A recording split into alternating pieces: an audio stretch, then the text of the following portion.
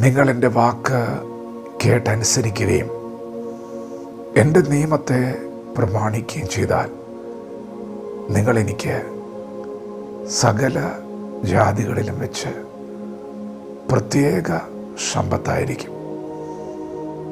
ഭൂമി മുഴുവനും എനിക്കുള്ളതല്ല.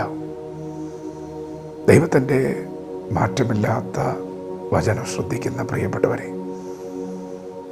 ദൈവത്തിൻ്റെ വാക്ക് നാം കേട്ടനുസരിച്ചാൽ നാം ദൈവത്തിന് ഒരു പ്രത്യേക സമ്പത്തായിരിക്കും.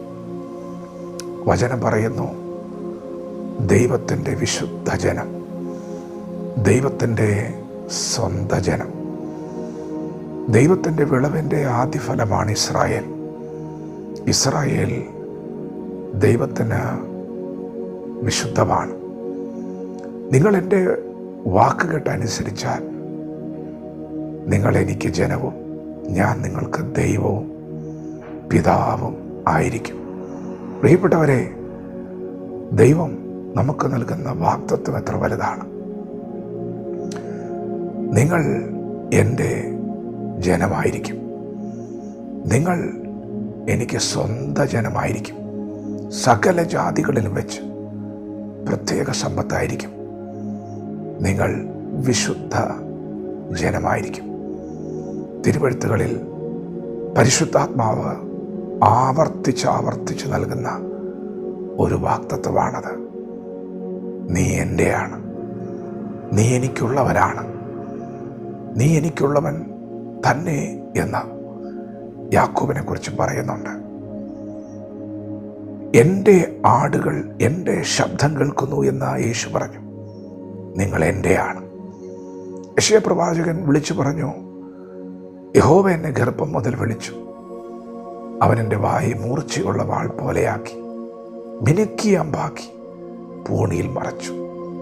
എന്നിട്ട് ദൈവം പറഞ്ഞു, ഇസ്രായേലേ, നീ എൻ്റെ ദാസൻ, ഞാൻ നിന്നിൽ മഹത്വീകരിക്കപ്പെടും. പ്രിയപ്പെട്ടവരെ, നാം എല്ലാവരും അവൻ്റെയാണ്, ദൈവത്തിൻ്റെ സ്വന്തമാണ്. പിന്നെയും തിരുവെഴുത്ത് പറയുന്നു, മരുഭൂമിയിൽ ഓളി കേൾക്കുന്ന ശൂന്യപ്രദേശത്ത് ഞാൻ അവനെ കണ്ടെത്തി. ആരെയാണ്?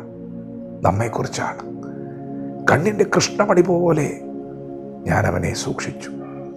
കഴുകൻ തൻ്റെ കുഞ്ഞിൻ്റെ മുകളിൽ ചുറ്റിപ്പറക്കുന്നത് പോലെ ഞാൻ ചുറ്റിപ്പറന്നു അവനെ പരിപാലിച്ചു. അവിടെ എഴുതിയിരിക്കുന്നു, യാക്കോബ് ദൈവത്തിൻ്റെ അംശമാണ്, ദൈവത്തിൻ്റെ അവകാശമാണ്. പ്രിയപ്പെട്ടവരെ, നിങ്ങൾ ദൈവത്തിൻ്റെയാണ്, ദൈവത്തിൻ്റെ അംശമാണ്, ദൈവത്തിൻ്റെ വിശുദ്ധ ജനമാണ്, സകല ജാതികളും വെച്ച് പ്രത്യേക സമ്പത്താണ്. അതങ്ങനെ തന്നെയാണ്. എന്നാൽ അങ്ങനെ ഒരു അനുഭവം നിങ്ങൾക്കുണ്ടാകാൻ, അനുഭവത്തിൽ നിങ്ങൾ നിലനിൽക്കാൻ ദൈവത്തിൻ്റെ വാക്ക് കേൾക്കുക, ദൈവത്തിൻ്റെ നിയമം പ്രമാണിക്കുക, കൃപയിൽ നിൽക്കുക, വിശുദ്ധിയിൽ നിൽക്കുക, വിശ്വാസത്തിൽ നിൽക്കുക, പ്രത്യാശയിൽ നിന്ന് ഇളകാതെ ഉറച്ചു നിൽക്കുക. വചനത്തോട് പ്രതികരിക്കാം. പർവ്വതങ്ങൾ മാറിപ്പോകും, കുന്നുകൾ നീങ്ങിപ്പോകും, എങ്കിലും എൻ്റെ നിയമം മാറിപ്പോകത്തില്ല. ഇത് ദൈവത്തിൻ്റെ നിയമമാണ്.